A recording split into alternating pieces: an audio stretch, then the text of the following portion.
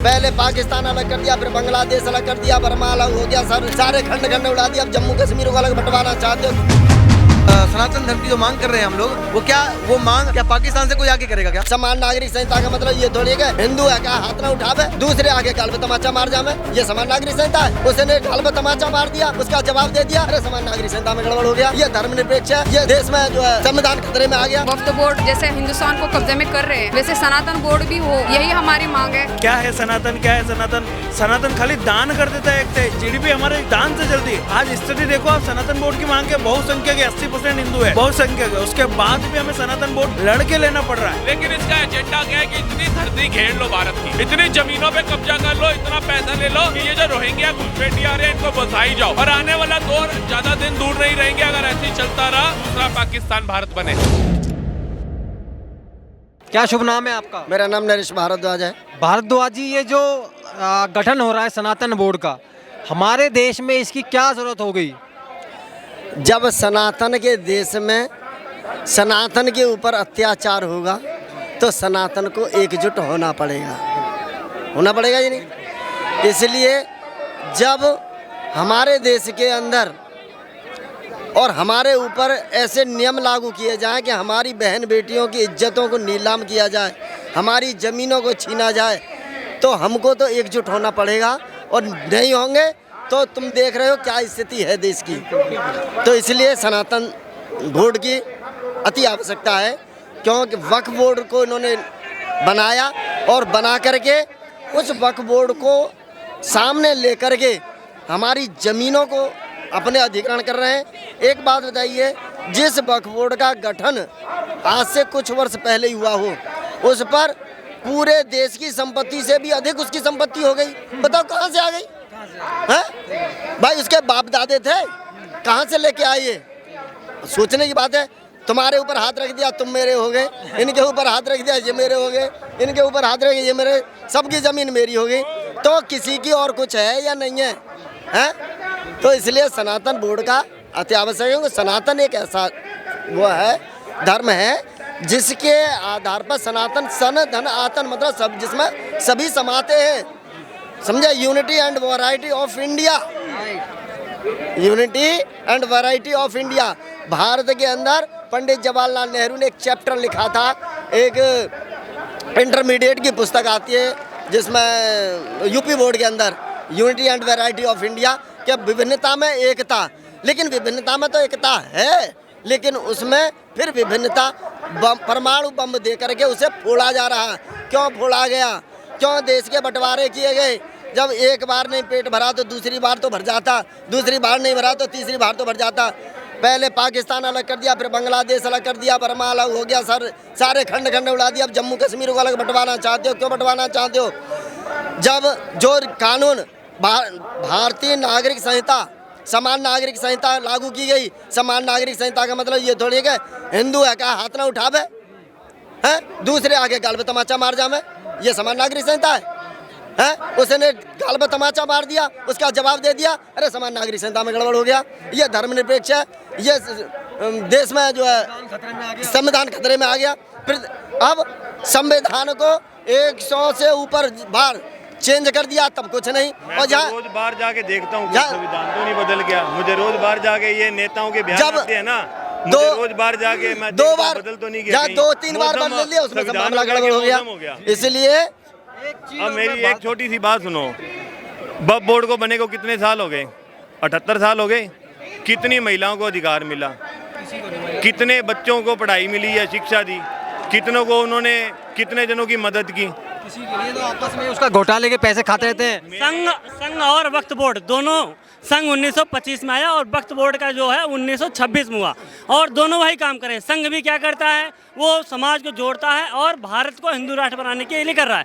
जबकि 1926 में आया वक्फ बोर्ड के पास आज भारत की सबसे बड़ी, अगर आप देखिए रेलवे के बाद दूसरी जगह वो है, ठीक है। और वो पूरे संघ क्या करता है, हिंदुस्तान को हिंदुज़्म में करने की कोशिश करता है, हिंदुस्तान में लाने की कोशिश करता है। एक लेकिन 1926 में आया, 1926 में जो आया है वक्फ बोर्ड, आज सबसे बड़ी संपत्ति का अधिकार है और ये पूरे विश्व में इस्लामिक राष्ट्र बनाना चाहिए, पूरे विश्व को। और सबसे बड़ी बात बताऊं, 1926 में वक्फ बोर्ड आया, उसका एक जमाती इस्लाम जो जमाती है, इसका सबसे बड़ा ये जो है, सबसे बड़ा इसका जो तबलीगी जमात, हाँ तबलीगी जमात, इसका जो यहाँ पे है बोर्ड है वो हमारे निजामुद्दीन में है।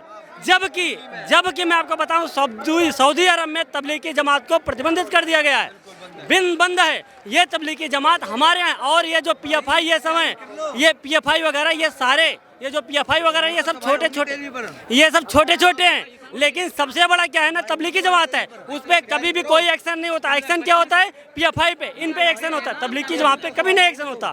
सबसे पहले इनको तबलीगी जमात को बंद करना चाहिए, उस पर प्रतिबंध लगाना चाहिए।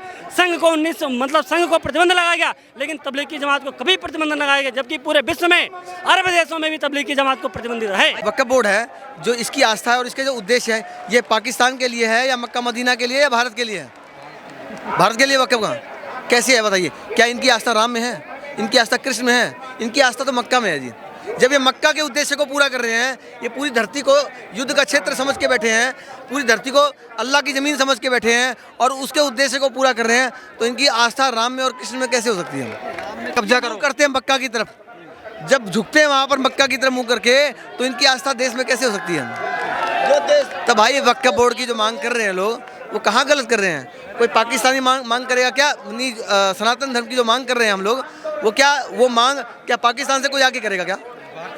भारतीय आदमी को पाकिस्तान में भी सनातन बोर्ड चाहिए, क्योंकि वहाँ सनातनी रहते हैं ना।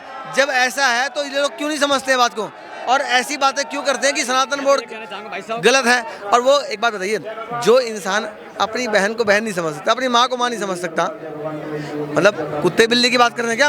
हम इंसान की बात कर रहे हैं। जब हम इंसान की बात कर रहे हैं तो कहाँ का भाईचारा होगा?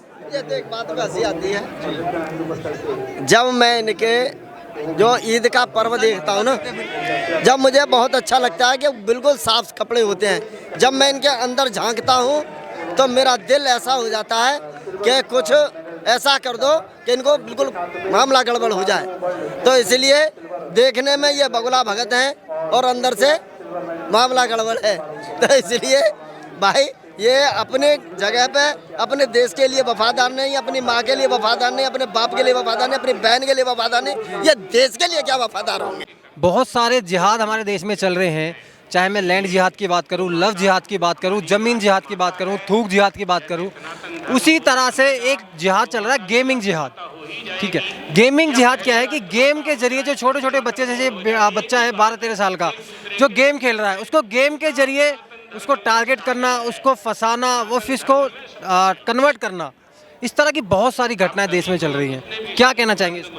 पहली बात तो ये जो ये गेम वगैरह ऐसे गेम चल रहे जो बताते हैं कि आप इतने जीत जाओगे, कोई भी गेम चलता है तो उसमें क्या होता है कि उसको बड़े बड़े ख्वाब दिखाते, बड़े बड़े बॉलीवुड के भांडे उसका ऐड करते कि आप करोड़पति बन जाओगे। एक दिल्ली का एक टॉपर, कौन सी यूनिवर्सिटी का टॉपर है वो, उसको 90 लाख रुपए, वो काय में बीटेक का छात्र था, उसको 90 लाख रुपए उस गेम में हार चुका है। 96 लाख रुपए, हाँ कितने थे, 90 थे, 96 थे, इतने हार चुका है। ये स्थिति है आज। देखो ना आप, ये बॉलीवुड के क्या थे, जुबा केसरी, क्या है ये जुबा केसरी? आप खुद खाओ ना, आपके बच्चों को खिलाओ ना, हमारे क्यों खिलाते हो? आप बेवकूफ़ बना रहे हो। अगर आप में हिम्मत नहीं है सच बोलने की, आज ये बॉलीवुड में आज अपनी पिक्चरें ले लो, साला कोई मुसलमान में बताओ मेवाती कितनी जातियाँ होती हैं इनके, सोनी इतनी जातियाँ हैं कि आप थक जाओ, पर उनकी जातियों को कोई पता नहीं है। बस जाति है, तू ब्राह्मण, मैं राजपूत, तू वो, तू मैं, बस इसी में ही हम लड़ा रहे।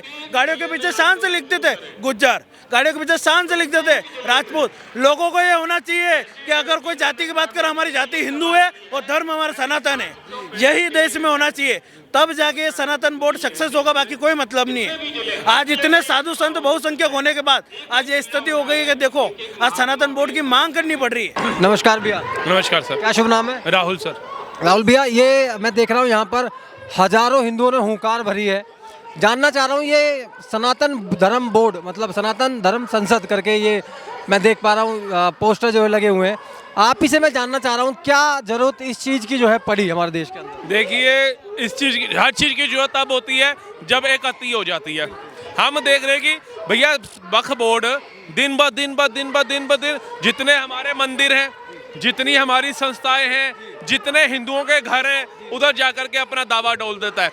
और वो दावा ऐसा डोलता है कि आप कोर्ट भी नहीं जा सकते, क्योंकि 1995 में कांग्रेस ने काला कानून बना दिया था जिसमें वक्फ बोर्ड को सारी राइट्स दे दिए गए थे। आज अगर हम इस धरती पे खड़े, इस पे भी वक्फ बोर्ड हाथ रख देगा तो ये भी वक्फ बोर्ड की हो जाएगी। और तो और देखिए कि इसने आज तक कोई सरकारी छोड़िए स्कूल चल रहे हैं, इसने वक्फ बोर्ड ने एक स्कूल तक नहीं बनाया, एक कॉलेज नहीं बनाया, एक अस्पताल नहीं बनाया। अपने ही मुसलमानों को, हिंदू सिख बौद्ध जैनों को छोड़ो, मुसलमानों तक के लिए घर नहीं लिए। लेकिन इसका एजेंडा क्या है कि इतनी धरती घेर लो भारत की, इतनी जमीनों पे कब्जा कर लो, इतना पैसा ले लो कि ये जो रोहिंग्या घुसपैठी आ रहे हैं इनको बसाई जाओ। और आने वाला दौर ज़्यादा दिन दूर नहीं रहेंगे, अगर ऐसे ही चलता रहा दूसरा पाकिस्तान भारत बने।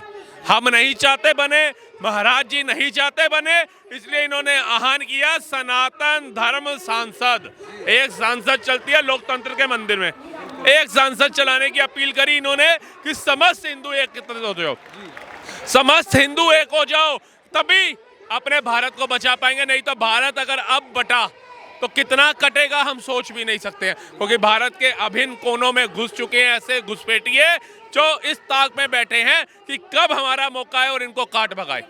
जो पाकिस्तान के अंदर हमारे पूर्वजों ने दौर देखा था, वहां तो सनातन बोर्ड नहीं बनाया गया, वहां तो नहीं कहा गया कि वहां जो हिंदू रह गए हैं और हिंदुओं की जो जमीन थी वहां सनातन बोर्ड को दे दी जाए। लेकिन यहाँ पर नेहरू एंड गांधी परिवार ने ऐसी राजनीति क्यों करी कि यहाँ वक्फ बोर्ड बना। और वक्फ बोर्ड इतनी खामोशी से इन्होंने करा कि दिल्ली की जनता को छोड़ो, भारत की जनता को नहीं था। आज जब तमिलनाडु का एक केस निखर के आता है, जब एक किसान अपनी बेटी की शादी करने के लिए वो जमीन बेचने के लिए जाता है तो उसे पता चलता है वो जमीन उसकी नहीं है, वो जमीन छोड़िए वो गांव उसका नहीं है, और वो सुसाइड कर लेता है। तब ये मामला उछलता है कि तमिलनाडु की पूरा का पूरा गांव, मंदिर 1500 साल पुराना, वो तक कहता है कि ये बस इस वक्त की जमीन है। तो अब वक्त है जागने का। तीसरे नंबर पर सबसे ज़्यादा ज़मीन होना रेलवे और उसके बाद आर्मी के बाद बहुत बड़ी बात है। और वो ज़मीन जिसका वो कोई यूज़ नहीं कर रहा है लोगों के कहते हैं विकास के लिए, जनता के लिए, कोई वो बड़े बड़े वो नहीं कर रहा है, सिर्फ कब्जा करना उद्देश्य है उसका। कब्जा करो, कब्जा करो। अभी तो आप ये देखिए कि मोदी और अमित शाह जी ने सिर्फ संशोधन करने की बात करी है वक्फ बोर्ड के ऊपर। 10 लाख मुसलमान सड़कों पे उतर गया। अगर उसे समाप्त करने की बात कर देंगे ये तो काटा पीटी पे उतर आएंगे, उसका खामियाजा कौन भुगतेगा। तो ये वक्त सही है सनातन बोर्ड की भी मांग की करी जाए और सनातन बोर्ड भी बनना चाहिए। ये जो बोर्ड, सनातन बोर्ड बनने की बात हो रही है, इसमें हिंदुओं के लिए क्या क्या प्रावधान होंगे, क्या क्या बेनिफिट हिंदुओं के लिए? देखिए अभी तो सनातन बोर्ड बना नहीं, तब मंदिर टैक्स दे रहे हैं। टैक्स देने के बाद भी मंदिर ही जो है बड़े बड़े कैंसर के और कहते हैं हार्ट के, लीवर के अस्पताल चला रहे हैं। योगी बाबा के मठ में चले जाओ, अस्पताल चल रहे हैं, टैक्स भी मंदिर दे रहे हैं। आपदाओं में भी मंदिर खड़े हैं और अपने मंदिरों के दान से भी वो स्वास्थ्य केंद्र चला रहे हैं। अगर सनातन बोर्ड बन जाता है तो आप सोचो ये बोर्ड कितना कुछ भारत में कर सकता है हिंदुओं के लिए। आप खुद सोचिए इस चीज को, इसलिए सनातन बोर्ड बहुत जरूरी है। नमस्कार मैम। नमस्कार। क्या शुभ नाम है? स्नेहल मोरे। सॉरी, स्नेहल मोरे। ओके स्नेहल मैम, एक ये जो मैं देख रहा हूँ हमारे पीछे सनातन धर्म संसद करके ये बैनर में देख रहा हूँ, इसको बोल रहे हैं कि सनातन बोर्ड का गठन किया जा रहा है। जानना चाह रहा हूँ इसकी क्यों ज़रूरत पड़ गई हमारे देश में? क्योंकि जो हमारे बालाजी पे फिर कई जगहों पे ऐसा हो रहा है कि वहाँ पे जो सरकारी अधिकारी हैं जो मुस्लिम बना के बैठे हैं, जो उनके हाथ में कारोबार है, तो कई प्रसाद में कुछ ऐसे मांस मिल रहे हैं खाने के लिए। प्रसाद अभी बालाजी मंदिर में जो है बालाजी मंदिर का ही, तो वहाँ पे हिंदू होना ज़रूरी है, वहाँ सनातन बोर्ड का होना ज़रूरी है। क्योंकि जैसे वक्फ बोर्ड अपने कब्जे में, जैसे हिंदुस्तान को कब्जे में कर रहे हैं, वैसे सनातन बोर्ड भी हो, यही हमारी मांग है और यही हमारे मतलब अपेक्षा है कि सनातन बोर्ड हो जाए। यार आप कहाँ से हैं वैसे? मैं महाराष्ट्र से हूँ। अच्छा, आप महाराष्ट्र से आए हैं मतलब यहाँ पर स्पेशली इसी के लिए आए हैं? हाँ। एक लास्ट में प्रश्न पूछना चाहूँगा। दिल्ली के नजफगढ़ में एक सब्जी मंडी है, फल मंडी, वहाँ के जो निगम पार्षद हैं और जो वहाँ के एमएलए हैं अभी करंट के, उन्होंने एक डिसीजन लिया कि जो फल विक्रेता हैं उनको अपना नाम और नंबर डिस्प्ले करना होगा उनकी शॉप पर। किस तरह से देख रहे हैं? मैं सही तरह से देख रही हूँ, क्योंकि देखो हर टाइम पे ये मूत्र पेशाब है, थूक पेशाब, थूक, हाँ, तो वो सब ये लोग कर रहे हैं जो मुस्लिम लोग हैं। तो मुझे ऐसा लगता है कि जो अपने अपने नाम अगर बोर्ड लगाए अपने अपने नाम का, तो वो सही हो जाए, क्योंकि उसमें हम ये देख सकते हैं कि हिंदू है तो हिंदू ऐसी चीज़ें नहीं कर सकता जिससे हमारा धर्म भ्रष्ट हो। तो मैं तो सही तरीके से देखती हूँ इसको। क्या लगता है जो निर्णय है ये देश की सभी मंडी जो है, सब्जी मंडी या फल मंडी, उन पर पे होना चाहिए? सब्जी मंडी हो या कोई दुकानें हो या कहीं मीट शॉप हो, तो वहाँ पे सब जगह पे नाम होना चाहिए।